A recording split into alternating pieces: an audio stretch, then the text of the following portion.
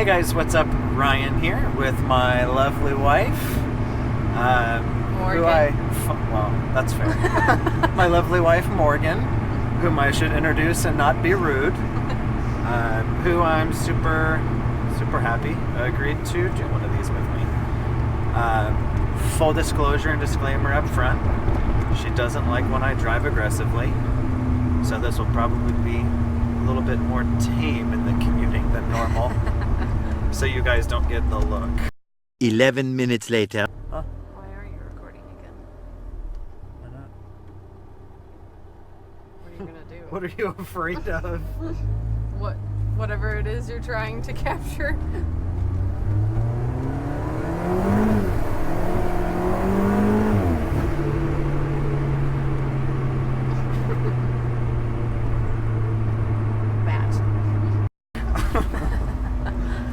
So in this particular video, I want to talk to you guys about mindfulness and kind of what it is, what it's not, and really how it's benefited and helped me. And then my wife is getting her doctorate in psychology, currently a master's level clinician.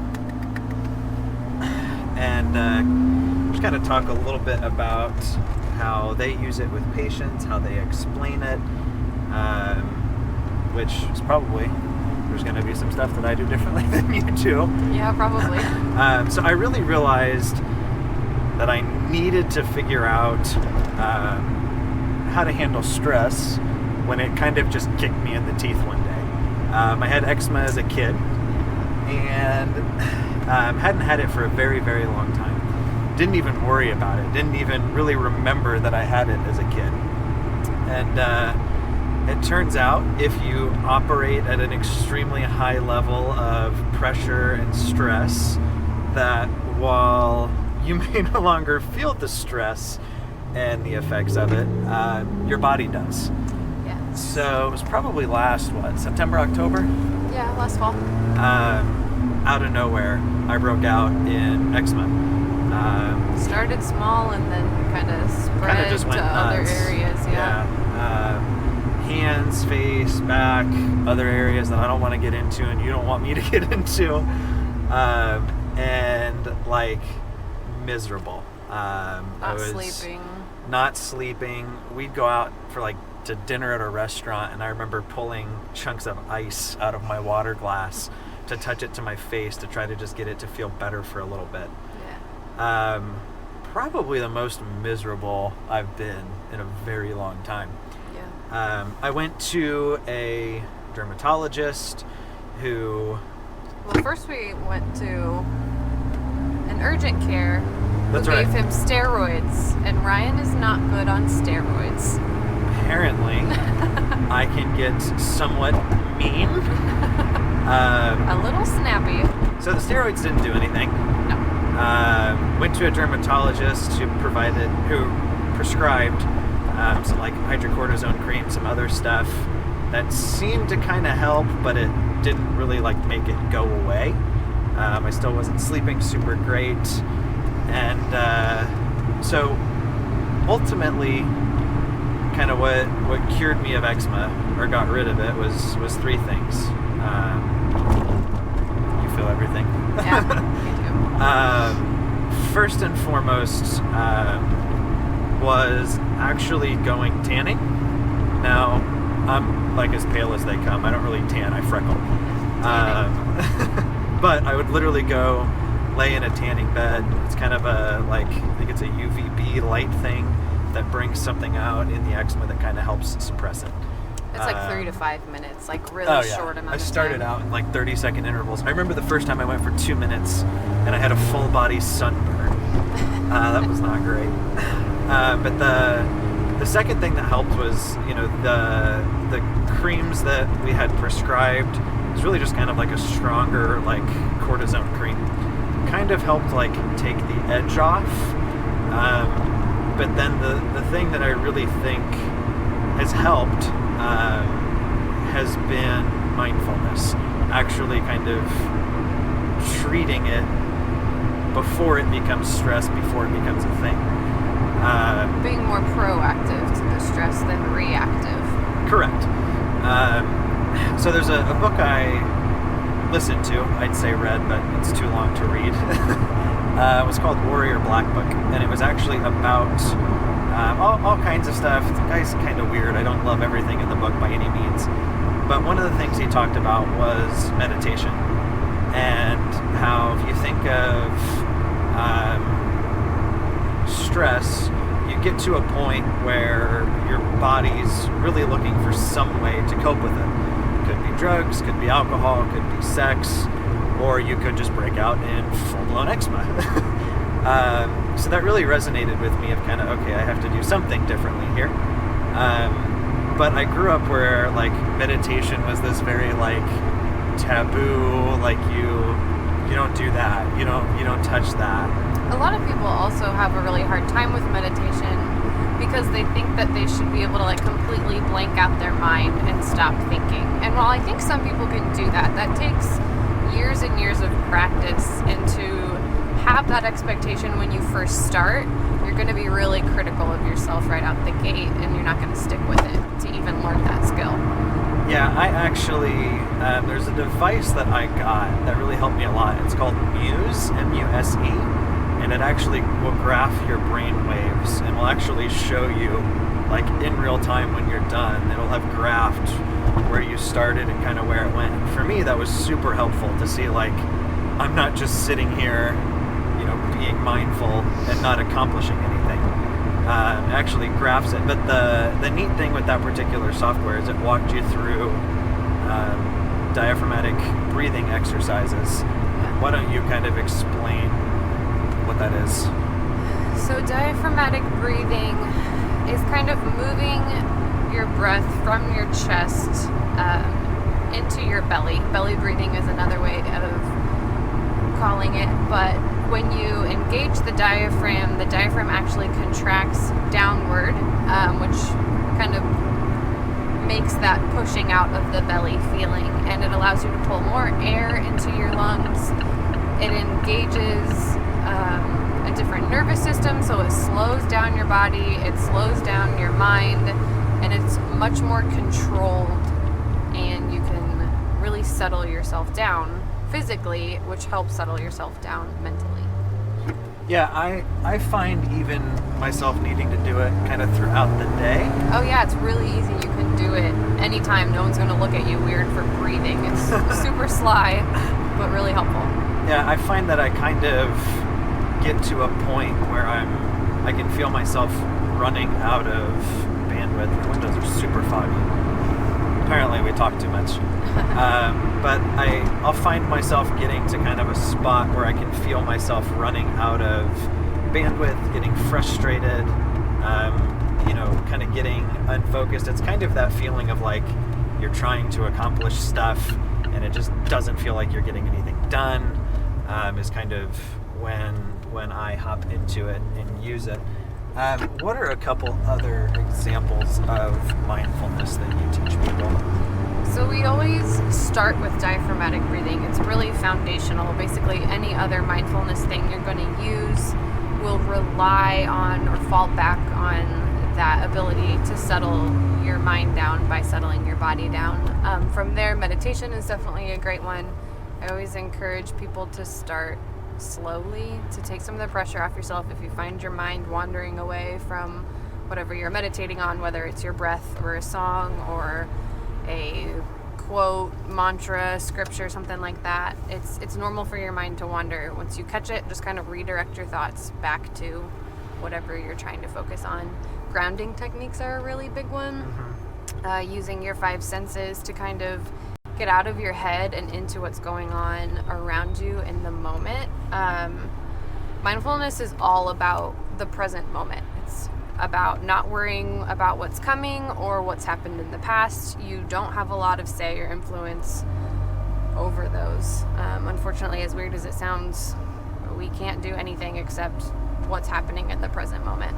So mindfulness is very present focused. And so we can use our five senses to say, okay, what can I see in front of me right now? What can I feel in my body or going on around me? What can I hear? What can I smell? Smell and taste are difficult, but if you're in a really really fragrant environment, you never know how helpful it might be. Yeah, so for me with meditation, it hasn't been like this like weird Transcendental or something like that. It's literally I close my eyes and I focus on nothing but my breathing. I count to 10. Breathe in as deep as I can, hold it for a second, release, rinse and repeat over and over, counting to 10. As a step I've gone even kind of further than that has been float tank therapy. They used to call it sensory deprivation tanks, but that sounds super Scarier. like intimidating and scary, when really it's kind of just like laying there in a pool of water that has enough salt in it that you float, and it's literally like kind of just you and your thoughts. But it's nothing like weird or woo-hoo-y. It's actually kind of funny to me with how I was raised, with it being very like, we don't do that. That's new agey. That's even like witchcrafty, when like even in the Bible, can't tell you how many times it tells you to like meditate on this, meditate on that. It's not. It doesn't have to be this like aligning your chakras while holding crystals kind of a deal. For some people it is, but it doesn't have to be that intimidating. Absolutely. What would you recommend to somebody who's in a position I was a year ago, where they're kind of just like overwhelmed, depressed, dealing with symptoms, or maybe it's alcohol or other outlets they're using to try to cope with it? If you had a patient come in, where do you typically start? Like I said, I always start with diaphragmatic breathing, and I always try to build hope in the patient, that it's not going to change your life the first time you do it. And I know it can sound kind of silly, like, oh, just breathe through it, but the body responds so well to that. It's why we teach women going through labor pains Lamaze breathing. It's why we tell people to breathe through the pain. It's like very helpful for settling down the body. Give yourself time. If we're gonna get real technical, we are changing neural pathways in the brain when we create a new habit. So the more consistent you are with it, the stronger those pathways are going to be, the faster it's going to be helpful for you when you start breathing to help settle down, and the quicker and more effective it's going to be. I've even found, so we've taken up rock climbing together, which we'll probably do a different video on. We want to do a video talking about, from both sides, what it's like to be married to a successful, driven person. I remember when we first got married, they talked about that all makes this... it sound like I'm not driven. What are you talking about? Nothing. I just said you were. I said from both sides. I just remember when we first got married, all the statistics we saw about like divorce in grad school. Yeah. And I'm sure the stats of being married to an entrepreneur are not pleasant either. No, they're not something I've ever felt the need to Google. So we'll get into that. But I've even found that not even just a stress thing, but even a fear thing for me, it's very helpful with. When we first got into rock climbing, I was kind of like, you want me to climb how high? Oh, and then just come off when I'm done? So I would chicken out early and often. I'd climb his way back down. I have reverse climbed a few times in particular. But I remember, we were on this really easy climb that's designed literally just as like let's get you high, which isn't high elevation wise. And I couldn't finish it. And I remember one time in particular, the first time I finished it, I was like 3/4 of the way up and felt myself starting to like, okay, I'm done now. And I remember just standing there and just like, okay, I'm just going to focus on my breathing. Did that for a couple seconds and then was like, okay, I'm gonna keep climbing. So it's been very useful to me, even as like a overcoming stressful situations. Guys, as entrepreneurs, we have to fire people. We have to hire people. We have to negotiate with vendors. We have all of these unpleasant things come up. And, I kind of take the, like, let's go ahead and just get this done approach. But before I do that, I make sure to really breathe and ground myself. That way I'm going into it operating from a position of power and not fear or stress or overwhelm. So we're super, willing to answer any questions on this in comments. We are not experts, but we're not at all. It's been helpful for us. It's been, honestly, I don't know what I would have done had I not been able to stop my eczema from coming back. And, this is one of those topics that, it's kind of like talking about money. It's really fun and comfortable to talk about once you've got it figured out. A month ago, I started to break out again, and it's because I started to let kind of my meditation and mindfulness practice slip, and I was starting to get this stress built up again that I don't feel like I feel like most people do.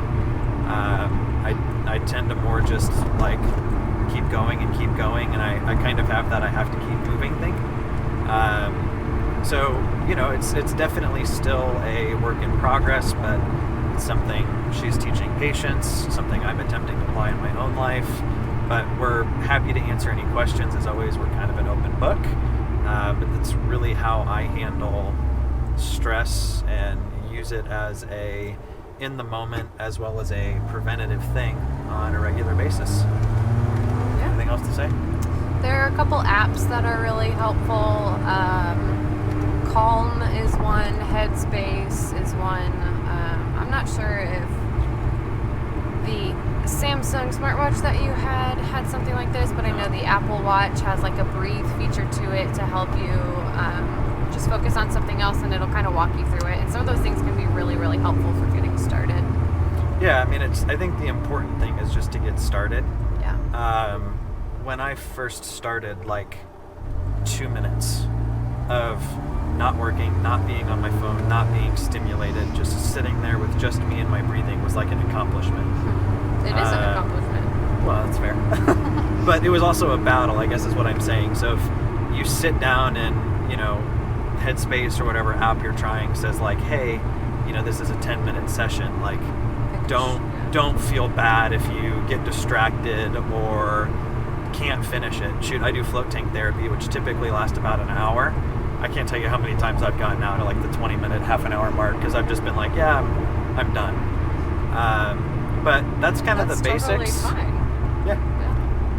Well, and that's a big part of it is not beating yourself up over it. It's a big part of mindfulness is being non-judgmental about all of it. So. It's being a human being. There's a group we're a part of that they say don't be a human doing. Make sure you're setting time apart to just be. Do the hobbies you enjoy, read a good book, cook dinner together, have fun. You don't constantly have to be doing something. That's all we've got for this one, guys. We'll be putting out more as often as I can convince Morgan to tag along. We'll see. And we'll talk to you guys next time. Oh my gosh. Babe, we just passed a cop. See you guys.